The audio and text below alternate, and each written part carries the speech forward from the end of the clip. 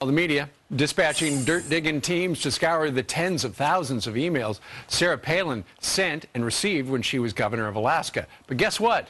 The media come up empty-handed. But why the obsession in the first place? After all, she's not even running for office right now. Joining us right now from Washington, D.C. is Fox News contributor Juan Williams. Good morning to you, sir. Good morning. How are you? I'm doing fine, but I am a little puzzled by this national obsession with Sarah Palin, who is not running for anything. So they released these things up in Juneau, Alaska, at the tail end of last week. 24,000 emails. 30 national reporters dispatched there to do it, and they found nothing.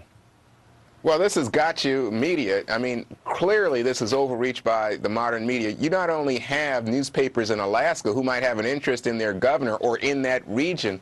No, you have newspapers from all over the country paying thousands of dollars to get documents, to get them back, to analyze them in the hope that they're somehow going to reveal what?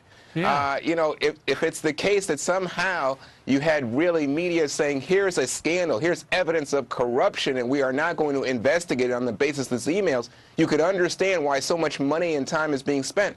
But to the contrary, Steve, I think this is a witch hunt. I think this is all about gotcha media seeking to somehow demonize Sarah Palin. Sarah Palin's a politician, but goodness gracious, all of this attention, you got to think something else is going on here. You got to think, Juan, that perhaps what they're worried about is she is a very powerful character in American politics and the American landscape right now, and they want to push her down before she even gets up.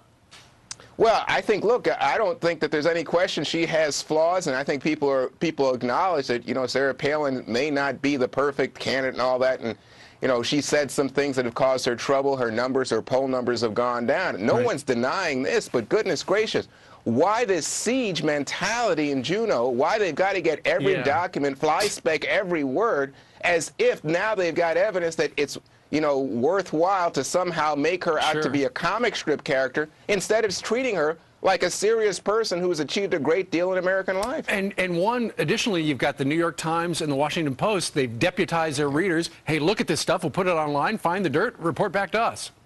But there's no dirt. That's what's ridiculous about Steve. There's no dirt. I mean, they are having now to make explanations, rationalizations for the fact that they are beating her all the time. And I don't say that as any great fan of Sarah Palin, but it's just ridiculous. It's taking it to an extreme that invites mocking of the press, not Sarah Palin.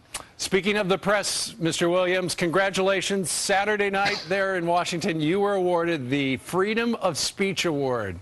Good job. Well, Steve, thanks very much. Actually, it was in New York from Talkers Magazine and from all the talk radio folks around the country, which was a big thrill for me. That, you know, so many of those folks, we know their voices, their names, but they chose to honor me given what had happened to me in terms of the firing for speaking my mind. And I'll be eternally grateful to all the talk radio shows. It was unbelievable to me. I never thought I'd be in such esteemed company. Well, that's nice of you to say. Couldn't go to a nicer guy. All right. Thank you, Steve. So these media outlets and some people in the public, frankly, right now digging through 24,000 pages of emails that Sarah Palin had during her time as Alaska's governor. This now over a person who does not even hold office. John Funn writes about that today in the Wall Street Journal. He's my guest here in a moment. We're going to bring in Bob and Andrea and debate this whole thing. Good morning to you. Thank you. Your opening line in the Journal called the stalking of Sarah Palin. What's going on here, John? Well, look, I'm glad that Alaska has this great freedom of information law that allows all of these emails to go out. But this obsession with Sarah Palin, finding out every possible thing you can of her, she's not even governor anymore, she's unlikely to be a presidential candidate, is a little obsessive, especially since, you know, Barack Obama never released almost anything. I mean, it took us 3 years to get finally the long form of his birth certificate. We still don't have his application to the Illinois bar. We still don't have most of his college records. We still don't have his records from the Illinois State Senate. All of these things. So it seems that there was very little curiosity about Barack Obama's background, and there's absolutely no limit to the curiosity about Sarah Palin. Why is that? Because 24,000 pages of emails first of all, it takes a lot of time, man and woman power to go through. But you have lawmakers in Washington who are passing 2,000-page bills and don't read them. I wish the reporters that hadn't read the 2,000-page Obamacare health care bill had done that rather than perhaps focus on 24,000 Sarah Palin emails. In fact, it was so bad, the New York Times and the Washington Post actually invited their readers to plow through the emails to find juicy nuggets. Actually, they didn't. What we found out is, let's see, that Sarah Palin's daughter wanted a cell phone. We found out her views on dinosaurs. We found out all kinds of things. But in terms of scandal, which is what I suspect people were mining this for, probably looking for not that too. much. Well, the Daily Telegraph in London says it paints her a picture. Paints a picture of her as an idealistic, conscientious, humorous, and humane woman slightly bemused by the world of politics. It's almost flattering, and I would contend that you probably would have expected something different from those who first got their hands on them. Well, there are some things in there that perhaps are not so flattering. She's obviously very thin-skinned about criticism.